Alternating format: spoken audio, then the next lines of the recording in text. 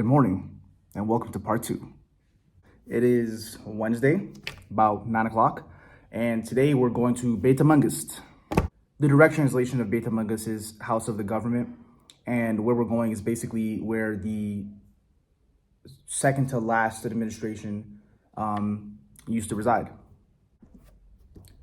It's actually located right behind Wood Park or Friendship Park, so where we were Monday with all the flowers and things like that. This place is also called Andanet Park or Unity Park. I'm not exactly sure all the things that are located there, but I do know that there's lions, so that'll be kind of interesting. It's kind of our thing. You can see it on my ring, upside down, but yeah, pretty exciting. Daily meaty content. So what's happening here is they're getting their, I guess, weekly supply of water. It comes in the truck in those little tanks right there, and the hose goes through, and then it goes all the way over there to the big tank. And once it's in there, it goes up and then around with the green pipes to the big earth tank up there. So that's 1,500 liters, and that's 2,000 liters. And from there, it gets distributed out to the whole house, like the sinks, the toilets, and showers and whatnot. The things we take for granted in America. The most I've ever had to wait for water was the millisecond it took from me turning on the faucet to it coming out. It's also really expensive. It's about, I think, maybe 37 to 40 bucks every few days to a week if you're really conserving it. So if you think about that adding up, it gets to be, a pretty big expense.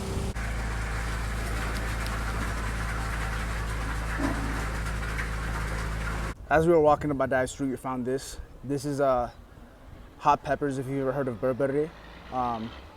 It's basically just like a hot pepper powder that's the base of a lot of foods, and they're leaving it out to sun dry.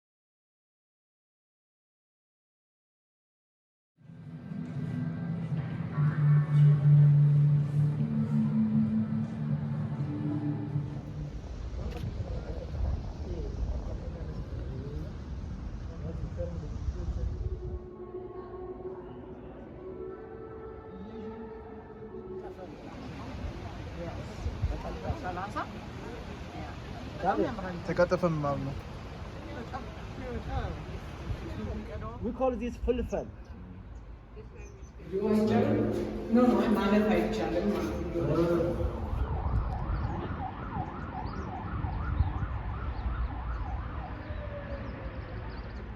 هي دكمة سلاحي بس. ها؟ يشوفهم بتملاهم.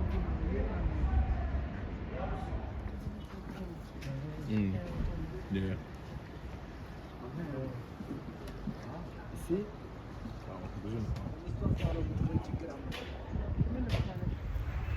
So we just left Unity Park, and we're at the National Museum of Ethiopia now. Yeah.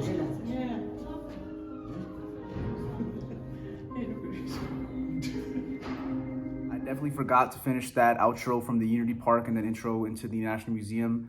But pretty much, yeah, we went to the National Museum of Ethiopia, and there wasn't too much time to see all the exhibits. There was a lot, but we did get to see some of the main things. I didn't get too much footage, but I did get footage of Lucy, the bones of Lucy, the oldest human remains, I think, found in history up until this point. I want to say it's a few million years old, like 2 million years old maybe. So that was pretty interesting. A quick note on Unity Park though, I really enjoyed that. That might be one of my favorite things that we've done up until this point, minus in Toto, because I feel like there was a good mix of political history, cultural history, and just general, nature scenery, which is obviously a strong suit of Ethiopia. I'd say I learned a lot, saw a lot of things that I haven't seen before or known about before.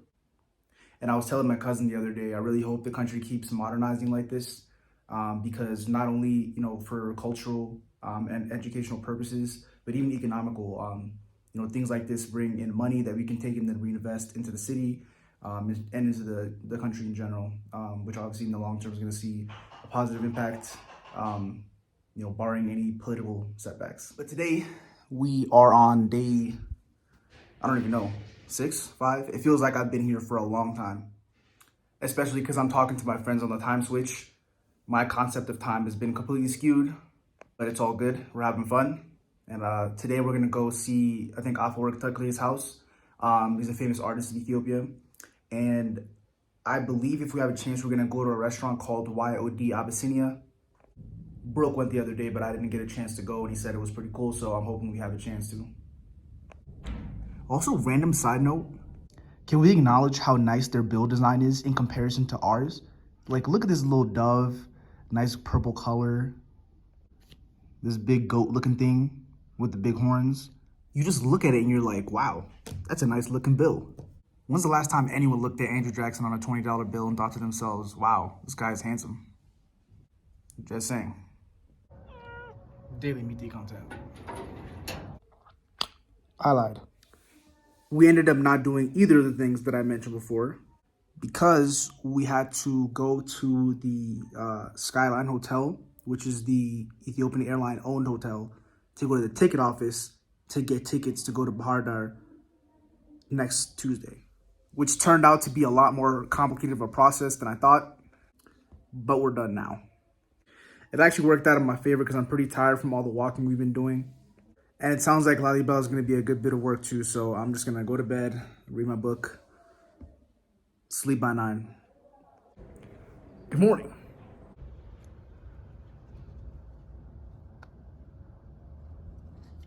It is now 8:30, and we're about to head to the airport and head over to Lalibela. It's a really short flight. It's only 1 hour. Thank God. But yeah, let's go. Bye, my friend. Mehrat know. Let's go. Who dalam listen? Tinafiking hala? Oh. Ow. You sure? Is it good thing, Anna? Ow. Okay, bye.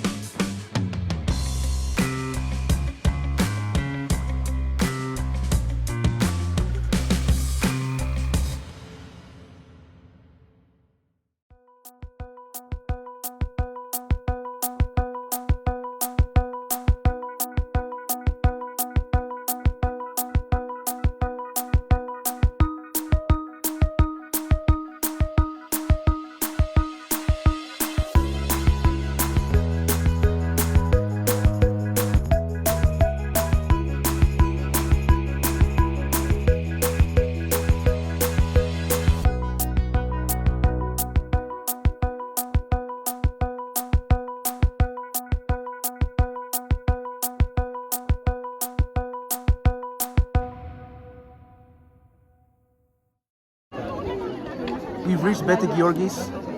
This is a church that's been hand carved out of a single rock. It's probably one of the more famous churches in Lalibela.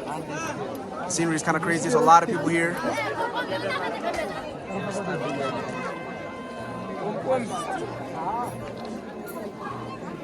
Very crowded, but worth the hike. For those who don't know, everyone's coming here for Ethiopian Christmas by the Ethiopian calendar, so January 7th. And they come here to, well, Bete Giorgis is one of the more popular churches, but there's one over there. And they're all kind of just scattered about, and people go and visit and praise and sing and things like that.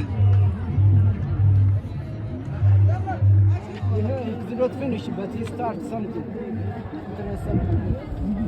It's 7:24 now. We made it back from the church area. That hike was no joke. My calves are on fire. I think Brooke would agree. I'm going to sleep tonight with some Tylenol. We made it back to the hotel. We aren't that hungry, so we're just having like a light kind of thing. So this is ambasha. It's a traditional Ethiopian bread, and that's shiro. I guess the closest translation that I can think of is just like chickpea stew. Yeah, that's something I can really compare it to, but it's really good. So I'm just gonna have this and I guess call it a night. It is entirely too early. But we're heading back up the mountain to catch the tail end of the ceremonies that they do for Christmas.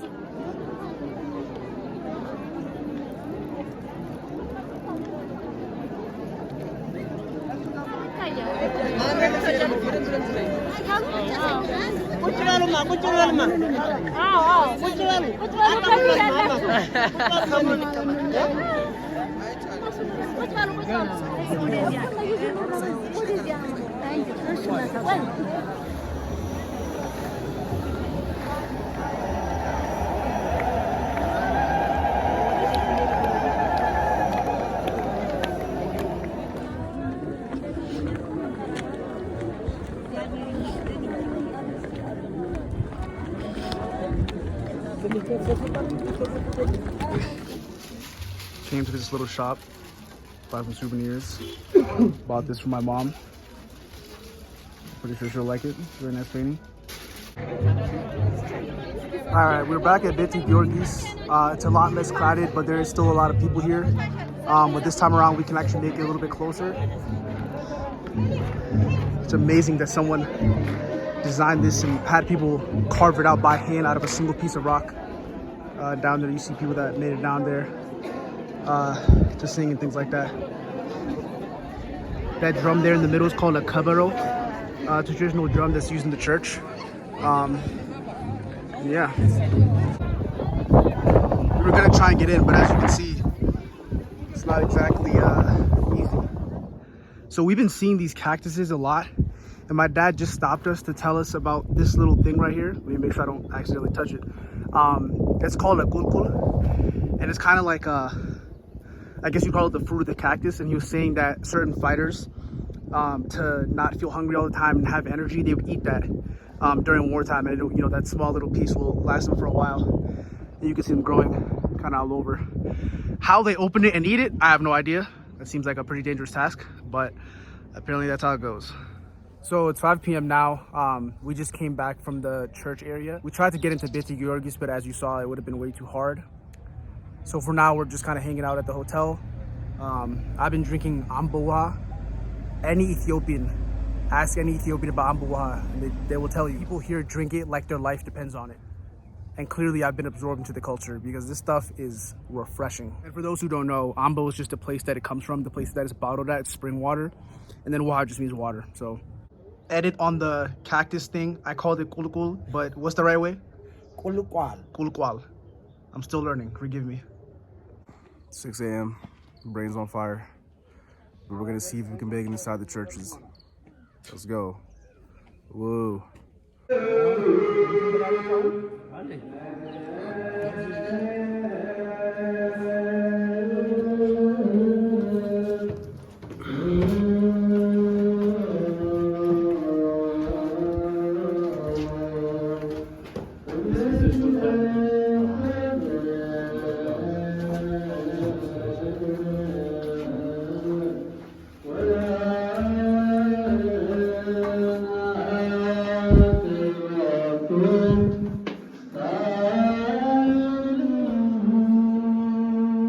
Top of Bete Mariam, the first church that Lalibela built.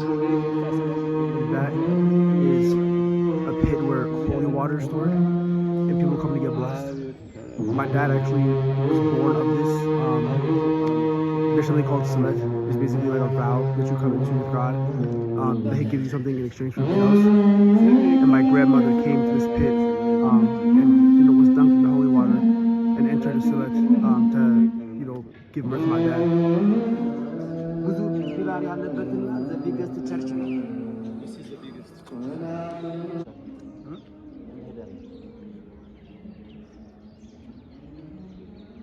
መጨረሻ ጸበሉ. This is King Lalibela time, the monks.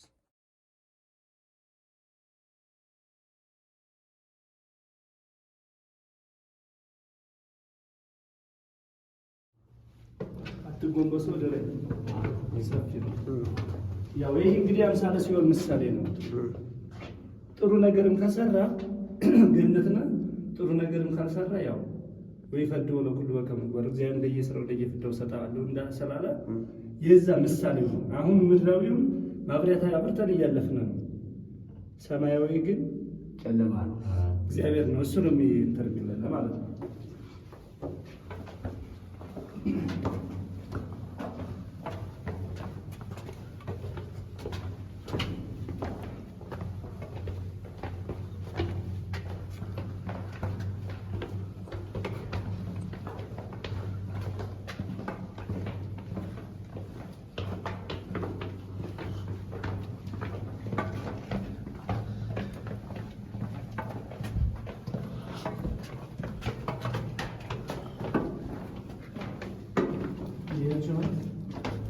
እዚች ላይ ደግሞ ስንመጣ ወደ ግራ በኩል እች ታገኛለች። እች ምንድን ናት? እንቅፋት ናት።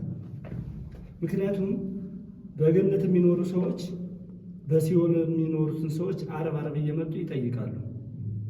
እናንተ ምን አድርጋችሁ ነው ሲል አይቴ ነበርኪ ምን ተገበርኪ ነፍሴ የተሰር ነበርሽ ምን ሰራሽ ምን ሳደረግሽ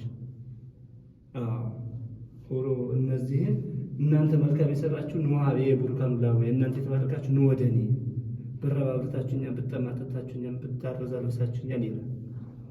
እናንተ ግን እያላችሁም አልሰጥም ብላችሁ ይህን ብላችኋል። ምክንያቱም መቼ ተረራይተን መቼ ተጠምታይተን በእኔ የሚለምኑ እኔን ይመስላሉ ብሎ ተናግሯል። እና እንቅፋት ሆኖ እንደሚያስቀር የዛ ምሳሌ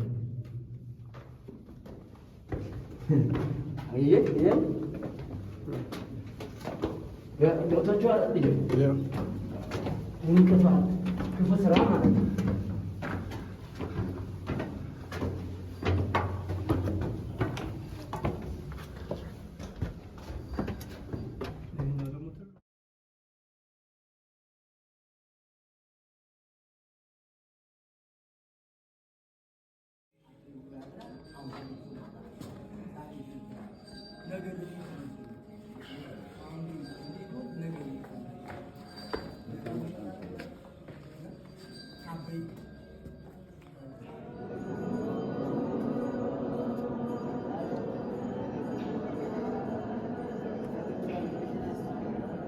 ስሜ ትባረራላችሁ፣ ነገር ግን ቻሉ፣ ስንቅማት ያዙ፣ እኔን ያለ ይቀበሉ። ጻድቅን የተቀበለበት ስሜ ይጸድቃል ያለው በዛ ምሳሌ ነው። ይሄ ደብረ ዘይት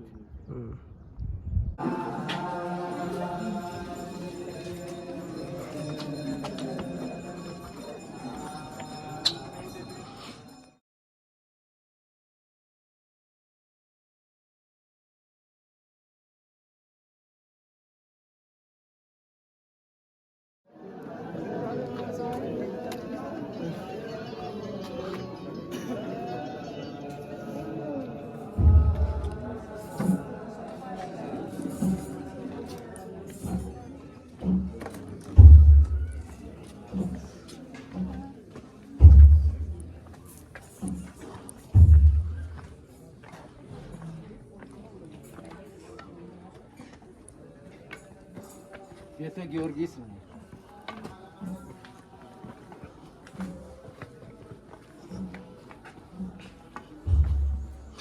ይቅርታ።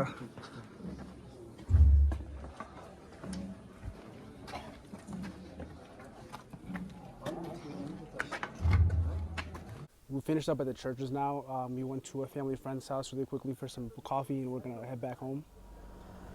I gotta be honest, I felt a little bit undeserving to be in a place like that. You know, rock that's hundreds of years old, has so much history behind it, and is such a pillar to the Orthodox faith. But I'm definitely glad, and I definitely feel blessed that I was able to see that and experience that, and document it for my family and friends to be able to see.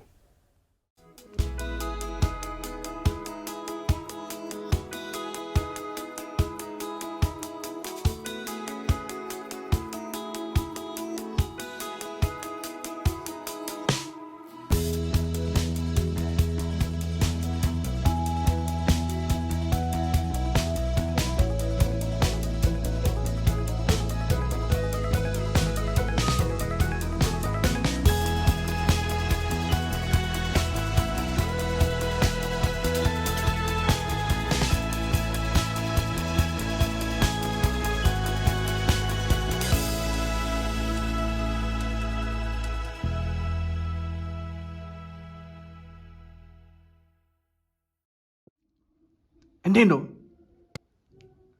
ናፍቀኝ ነበር? ናፍቄሃለሁ። ደብሮ ነበር? አዎ። እኛ ያልኖርበት እሱ ኦኬ። ተመርሻለሁ አሁን መጫወት እንችላለን። እስቲ የት ነው የሄድኩ? So before I end the vlog for today, I'm going to show you guys a little trick that I'm sure is probably pretty popular in like African countries, Middle East, Asian countries, things like that. I've been dealing with a cough in like a stuffy nose from the dust and the car smoke in the city. And I've learned quickly that they don't believe in modern medicine around here. They believe in this. Ethiopian moonshine. So this here is what they call arake.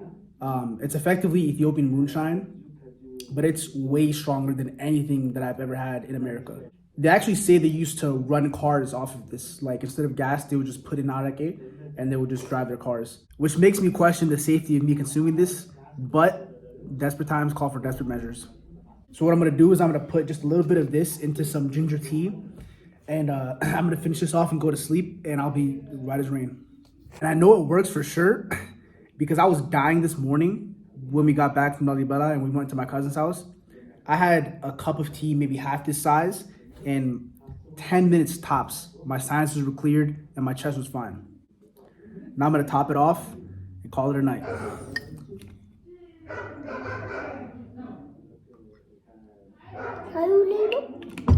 Yes.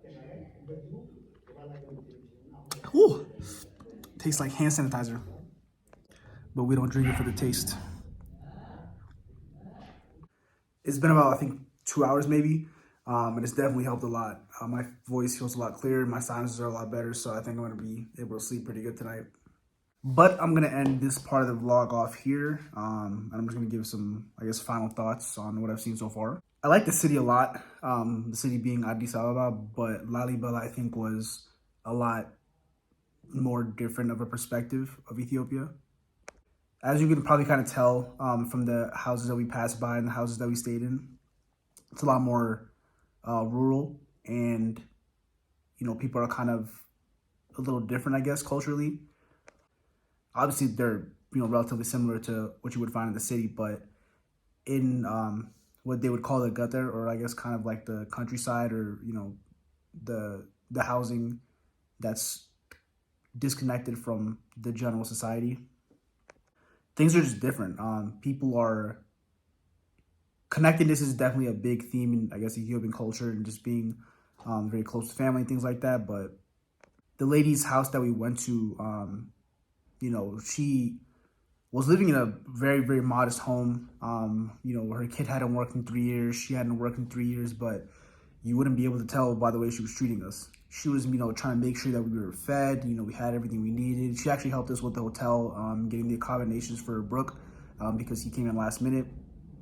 And so I definitely kind of felt that sense of community from this lady. You know, she'd never met me before, but treated me like I was a son.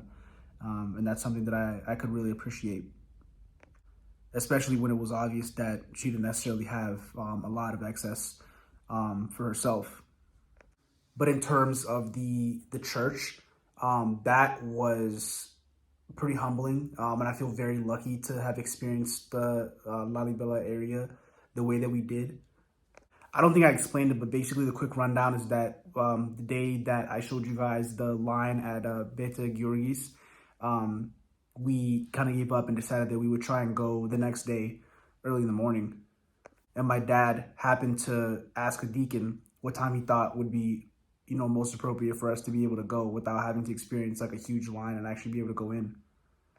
And the guy basically was just like, yeah, you know, if you wake up at 6 tomorrow, I can come and take you myself. And you see him in the video explaining a couple things to us. But I just kind of find it funny that if we hadn't like turned our heads in the right direction at the right time and been there at the exact right time and right place, we would have never, you know, met that guy and been able to have experienced Lalibela in that way. You know, we were going to see the churches from spots that people weren't necessarily, you know, allowed to or had that much access to. And it isn't lost on me how valuable that is, especially with the, you know, a site that's that historic and that iconic to Orthodox Christianism.